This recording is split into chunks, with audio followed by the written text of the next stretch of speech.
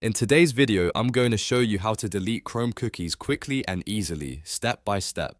This is a really useful thing to know if you want to fix website issues, sign out of sites, clear saved browsing data, or just give your browser a fresh start. And the best part is, it only takes a few seconds once you know where to click. If this video helps you out, make sure to hit the like button and subscribe for more simple tech tutorials like this. Alright, let's jump right in. First, open Google Chrome on your computer. In the top right corner of the browser, click the three dots menu. This opens Chrome's main settings and options panel. From here, click Settings. Once you're in the settings page, look at the menu on the left side and click Privacy and Security. This is where Chrome keeps the options for clearing browsing information, cookies, and site data.